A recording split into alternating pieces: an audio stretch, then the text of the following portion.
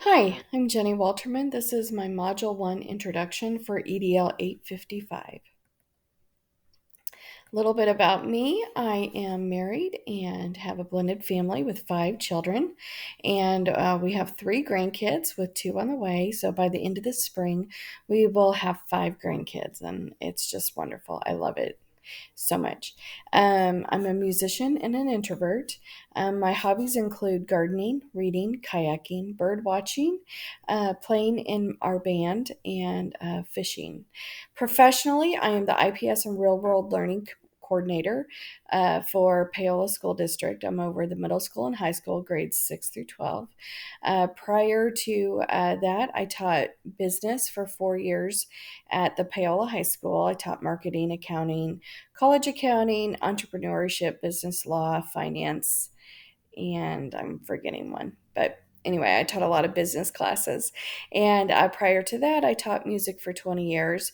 It was in a private studio. I taught violin and piano, and our family owned a music store. And so I worked in the music store some and taught music. And I also sustained my family, helped contribute to the family through corporate accounting and doing a lot of accounting jobs. And so when I decided to kind of take a left turn with my career, I chose to go back and become a business teacher because a lot of the skills that I've used over those last 20 years I learned through my business classes in high school. And so I just wanted to come back to high school and equip some of my students to be successful in whatever their post high school pursuits would be.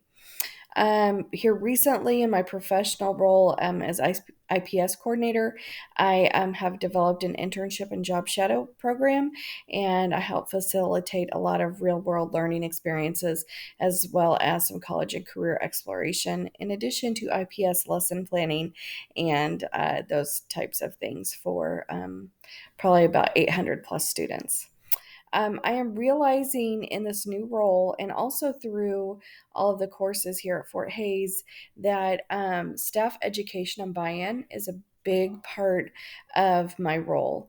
And I can't get the students to come along with me if the staff isn't with me. So that's just a little bit about kind of where I'm at professionally. Okay, so on to our article summaries for the reading for this week. What are ethics and why are they important? Ethics are a set of guiding principles for effective leadership.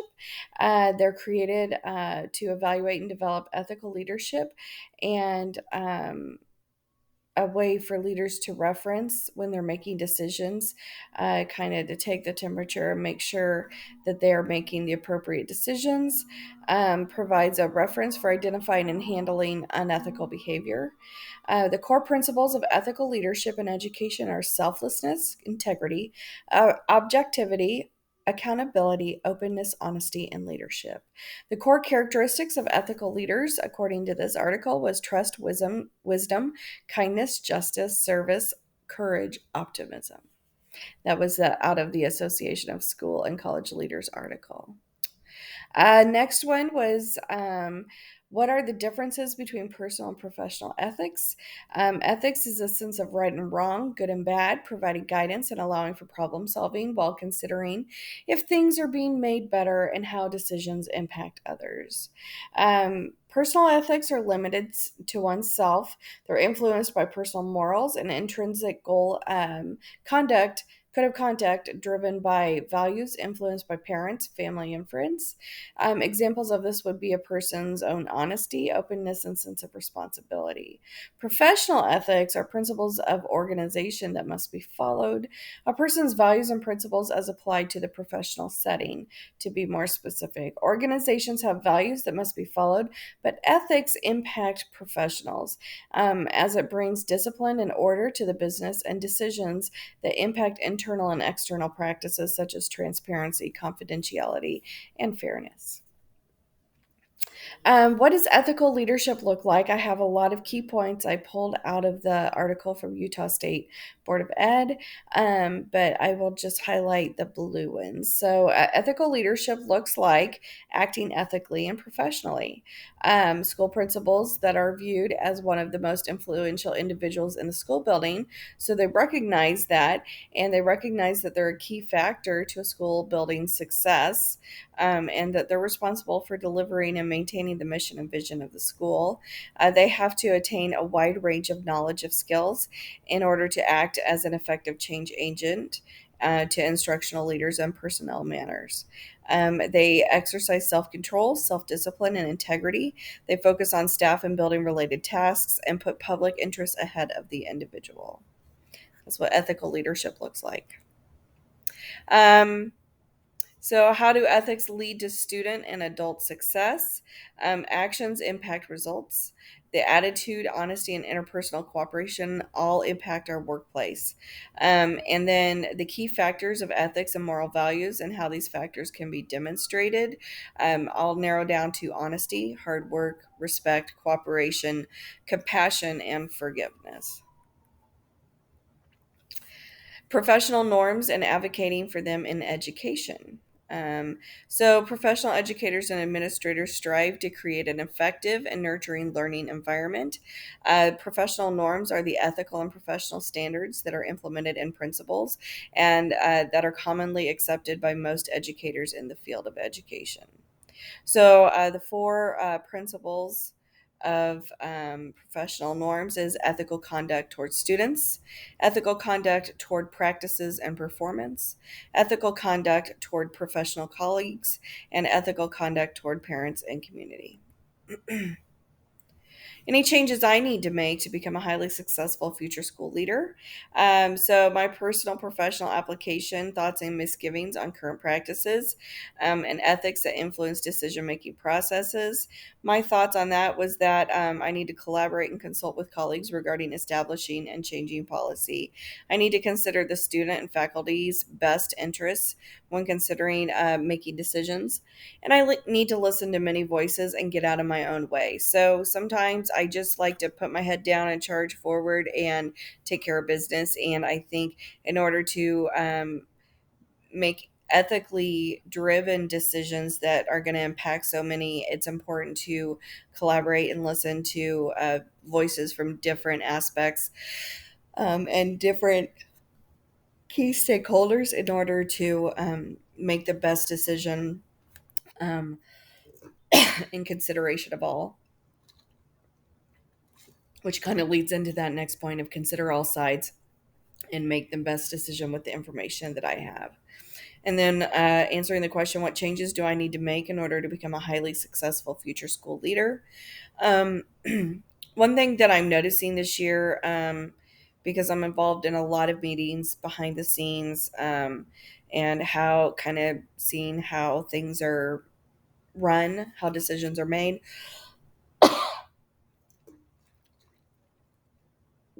So, because of that, I'm realizing I need to take a stand in advocating for the needs of students and families that need a voice of representation.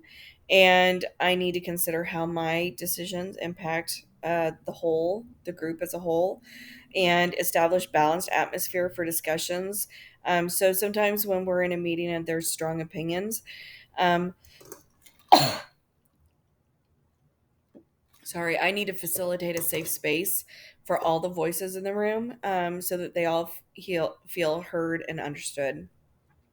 um and I need to work better on doing that, not being afraid to like step in and say, okay, we've heard from you, you've restated the same thing like three times, we need to hear from other people in the room. And I probably wouldn't say it exactly like that, but you get the idea. I need to work on that. And then not ignoring insubordination or power struggles that directly affect student learning. I need to work on when I have teachers that are just not wanting to follow the instructions that they've been given, specifically like with IPS lessons, that all the students in the building are supposed to be having the same experience and it should be equitable for all. But I have sometimes teachers that don't want to implement the lessons. And so I need to really make sure that the school mission and vision is being communicated, and any building programming um, is providing equitable experiences for the students. So, how does ethical leadership support the educational?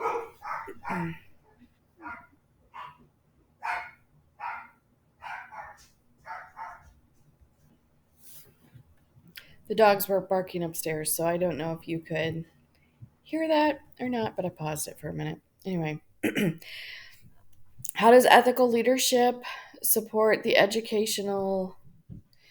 Oh, I need to go back.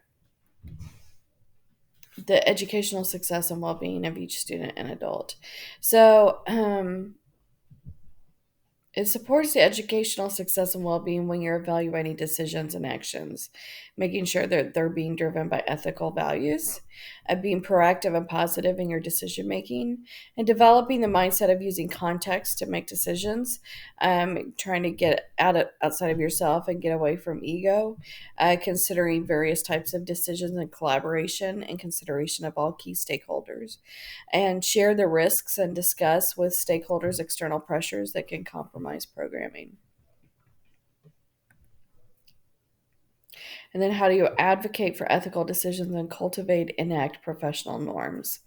So, these are some of the tips that I wrote down for how to help administrators make decisions with equity, fairness, and professionalism. Be a role model. Be a role model for fairness and be consistent. Train teachers to be responsible for their actions and also responsible for classroom discipline, facilitating organic conversations that occur regarding moral issues. Know the mores of your school community.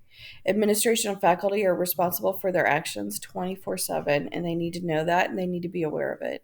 Provide adequate supervision of students at all times. Make sure that your teachers avoid being alone with students, and don't ignore situations. Face them with appropriate responses and intervene immediately. Require proper use of the internet, and remember that school equipment is school property, and avoid inappropriate relationships with students. Here are my concluding thoughts with my correlation, relevance statement, and reflection. You can pause here and read it if you wish.